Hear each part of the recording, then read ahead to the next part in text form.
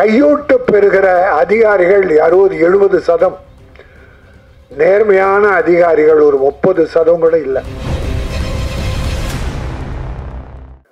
இந்த சேவகர் படத்தின் தயாரிப்பாளர் திருமதி ராஜன் தாமஸ் அவர்களை அன்புடன் அழைக்கிறேன்.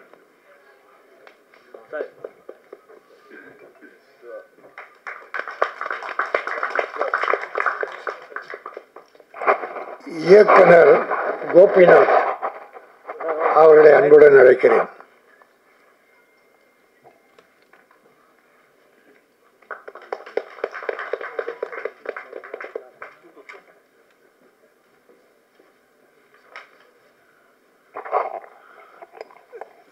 தயாரிப்பாளர் இல்லைன்னா டைரக்டர் இல்லை, நடிகர் இல்லை, டெக்னீஷியன் இல்லை. தம்பி பிரபாகர் சொன்னது போல இண்டஸ்ட்ரியே இல்லை. அதை மலையாளத்திலிருந்து வந்தாலும் அமெரிக்காலாம் போனால் கூட தமிழ் படம் எடுக்க வேண்டும் என்று துணிச்சலோடு வந்தீங்களே, அதுக்காக என்னுடைய உள்ளம் நிறைந்த பாராட்டுக்கள். நம்ம தமிழ்ல இருந்து பயந்து ஓடுறாங்க. இப்போ வருஷத்துல 200 படம் வந்தா 180 ப்ரொடியூசர் காணாம போயிடுறாங்க. அவ்வளவுதான், அவங்க க்ளோஸ். ஃபீல்டில் இல்லவே என் தம்பி போஸ் மிக அற்புதமாக பேசினார். A to Z அத்தனை கருத்துக்களை நிறைவா சொன்னார். இந்த இண்டஸ்ட்ரி அப்படிதான் இருக்கு. இதற்கு காரணம் குறிப்பா நான் சொல்ல விரும்பல, பொதுவா பல இயக்குனர்கள் காரணம், பல நடிகர்கள் காரணம். 25 நாள்ல படத்தை முடிச்சு கொடுத்திருக்காரு டைரக்டர். 25 நாள்ல எங்க ஃபீல்டில் ஒருத்தர் நிரூபிச்சு காட்டி கொடி கட்டி பறந்தார். ராமநாராயணன் ஒரு டைரக்டர். அவர் ஹீரோக்களை நம்புறதை விட மிருகங்கள் அதிகமா நம்புவார். ஒவ்வொரு படத்திலும் ஒரு கதை அல்ல அம்மன் ஏதோ வச்சு 25 to 28 days ஒரு படம் நடந்துகிட்டே இருக்கு, இன்னொரு படம் டிஸ்கஷன் இருக்கும். அப்படி 100க்கு மேல படங்கள் எடுத்து மிகப்பெரிய வெற்றி பெற்றவர் ராமநாராயணன். முடியுமானா முடியும், வாழ்ந்து காட்டியிருக்காங்க. துரை, பசி எடுத்த துரை, எத்தனையோ டைரக்டருங்க இருக்காங்க. என் தம்பி மோகன்ஜி, அவன் குறுகிய காலத்தில் சுறுசுறுப்பா எடுப்பான். உடம்பு தான் கொஞ்சம் பெருசா, நான் சொல்றாத நீ சொல்லாத, உடம்பு தான் கொஞ்சம் பெருசா இருக்க தவிர ஃபீல்டில் இறங்கிட்டான்னா நம்ம பிரபாகரனை விட அவ்வளோ வேகமாக வேலை பார்ப்பான்.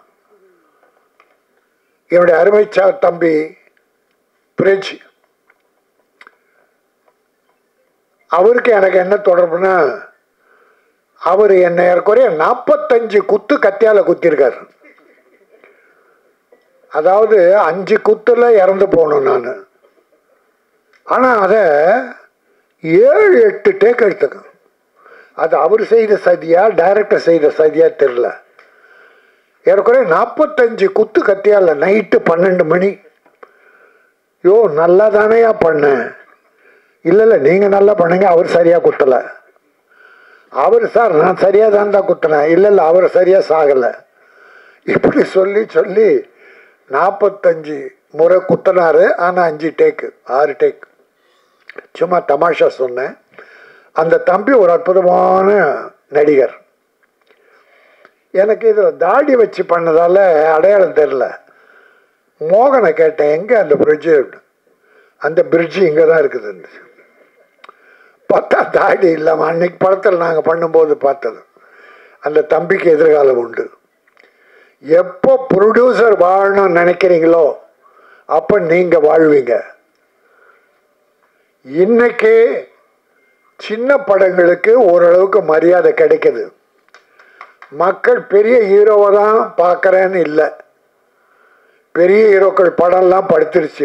இந்த 6 மாசத்துல பார்த்துருக்கோம் பல படங்கள். ஆனால் சின்ன படங்கள் வாழ்ந்திருக்கு. குட் நைட், டாடா, போர் தொழில், இப்போ வாழைன்னு ஒரு படம், அப்புறம் அப்படி சில படங்கள் சின்ன சின்னதாக நம்முடைய தமிழ் பண்பாடு கலாச்சாரம் கிராமியம் இதை அடிப்படையாக வச்சு எடுக்கிற படங்கள்லாம் வெற்றி பெறுது. நம்ம மக்கள் வந்து பார்க்குறாங்க. அதனால் இந்த சேவகர் படம் நிச்சயமாக வெற்றி பெறும். அந்த ப்ரொடியூசர் மனசுக்கும் டைரக்டர் மனசுக்கும் நடித்த டெக்னீஷியன் அத்தனை பேருடைய மனசுக்கும் இது ஒரு பெரிய வாழ்வை தரும். சேவகர் சேவை செய்பவன், இல்லாதவர்களுக்கு கொடுப்பவன், முடியாதவர்களை கைதூக்கி விடுபவன், பிரதிபலன் பார்க்காமல் உழைக்கிறானே அவன்தான் சேவைக்கு அதிபர் சேவகர். ஆனால் இந்த காலத்தில் என்ன நடக்குது நாட்டில்னா, கையூட்டு பெறுகிற அதிகாரிகள் 60-70%, நேர்மையான அதிகாரிகள் ஒரு 30% கூட இல்லை. இல்லாமல் இல்லை, இருக்காங்க. பல அக்கிரமங்கள் நடக்கிறதுக்கு பல அதிகாரிகள் காரணம், அரசியல்வாதிகள் காரணம். இன்றைக்கு எடுத்ததுக்கெல்லாம் முதலமைச்சரை சொல்றோம். கள்ளக்குறிச்சி முதலமைச்சர் என்ன பண்ணார்? இத்தனை போச்சு, போனது தப்பு, குடிச்சது தப்பு, கள்ளச்சாராயம் வித்தது தப்பு, யாரும் ஒத்துக்கல. அந்த இலாக்கா அதிகாரிகள் ஒழுங்கா பார்த்திருந்தா அது நடந்திருக்காது. அது எதுக்காக சாட்டம்னா இலாக்கா முதல்வர்கிட்ட இருக்கு. அதனால முதல்வரை சொல்றாங்க. எல்லாத்தையும் முதல்வர் நேரடி, அவர் அடிக்கடி அதிகாரிகள் மீட்டிங்கை போட்டு போதைப் பொருளை கட்டுப்படுத்துங்க, கள்ளச்சாராயம் விற்கக்கூடாது என்று எத்தனை மீட்டிங் போடுறார்.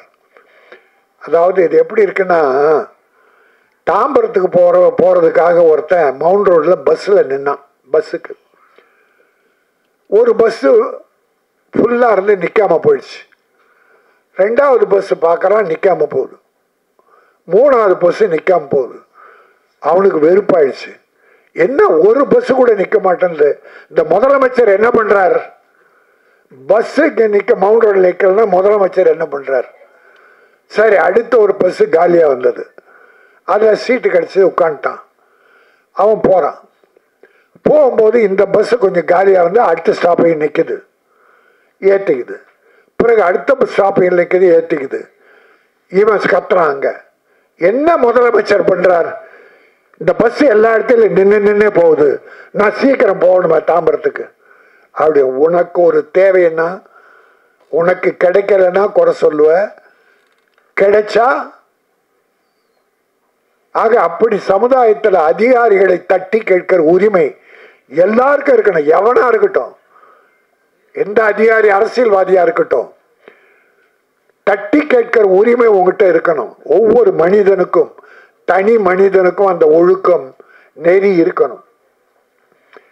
ஆகவேதான் இது அற்புதமா சில சமுதாய சீர்கேடுகளை சுட்டி காட்டி போஸ் டயலாக் நிறைய பேசுறார். சமுதாய சீர்கேடுகள், லஞ்சம், ஊழல், அதிகாரிகள் செய்கிற தவறு, அரசியல்வாதி செய்கிற தவறு அத்தனையும் தட்டி கேட்கிற ஒரு அற்புதமான படமாக 25 நாட்களில் எடுத்திருக்கிறார். ஆக அந்த டைரக்டரை நான் பாராட்டுகிறேன். இன்னைக்கு தமிழக முதல்வர் உலகெங்கும் போய் தொழில் முதலீட்டாளர்களை ஈர்க்கிறார். எங்கள் கேரளாவிலிருந்து வந்து தமிழ் படம் எடுக்கிறீங்க, ரொம்ப மகிழ்ச்சி. அந்த ஹீரோயினி சோனாவா சானா தப்புமா, எழுத்து நான் பண்ணிட்டேன். அது யாரும் தப்பா பண்ணாதீங்க. கொஞ்சம் கொஞ்சம் தமிழ் வரும்னு கொஞ்சம் தமிழில் பேசணுமா? கொஞ்சம் கொஞ்சம் தமிழ் வரும்னு தைரியமா பேசணும் பாருங்க, அது போதும் எங்களுக்கு, வந்துடும்.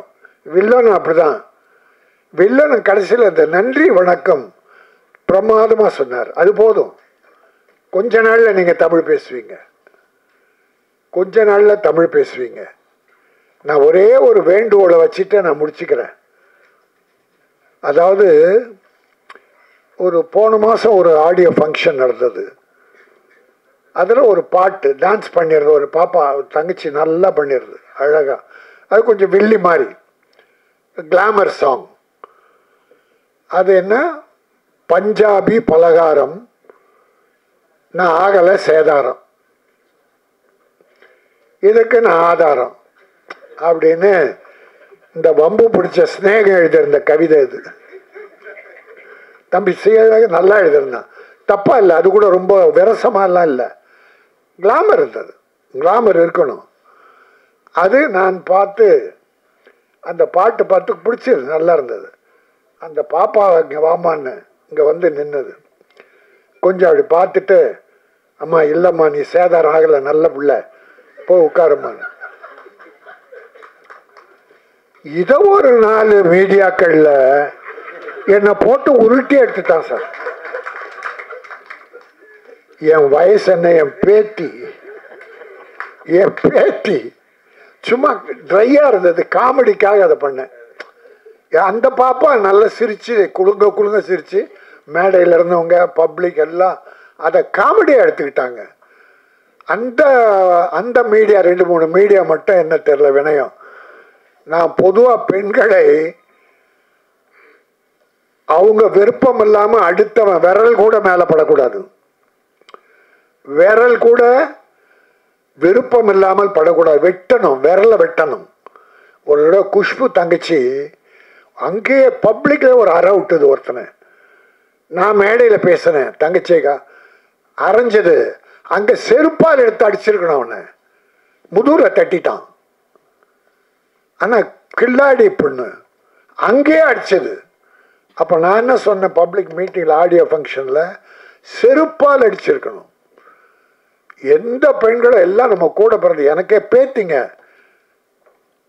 நான் போய் உங்களுக்கே தெரியும், ஒரு சில விஷயம் நடக்கும்போது சில நடிகைகளின் அந்தரக வாழ்க்கையை பற்றி ஒரு சகோதரர் சொல்லும்போது நான் அதை எதிர்த்து போராடி கமிஷன் ஆஃபீஸர்லாம் போனேன்.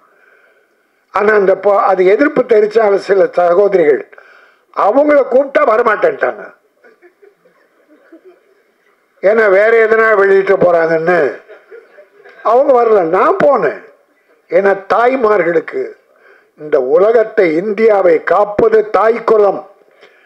இன்னைக்கு குடிகார குடும்பத்தை காப்பது தாய் குலம், குழந்தைகளை காத்து படிக்க வைப்பது தாய் குலம். ஒரு தாய் இல்லைன்னா இன்னைக்கு தமிழ்நாட்டில் வீடுகளே இல்லை. ஒரு 60%, 40% ஆண்கள் நல்லா தான் இருக்காங்க. ஆகவே நாம் நேர்மையாக இருப்போம், தவறு செய்கிறவர்களை கண்டிப்போம், தண்டிக்க வேண்டியது அரசாங்கம். எல்லாவற்றிலும் மன தைரியம், மன உறுதி வேண்டும். இந்த படம் வெற்றி பெற வேண்டும்.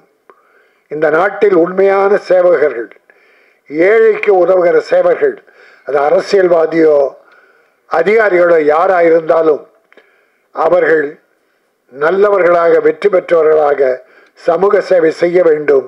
அதை வலியுறுத்துகிற சேவகர் படம் மிகப்பெரிய வெற்றி பெற வேண்டும் என நிறைவேற வேண்டி, வாழ்க பட தயாரிப்பாளர் தாமஸ், வாழ்க கோபிநாத் இயக்குனர். நன்றி, வணக்கம்.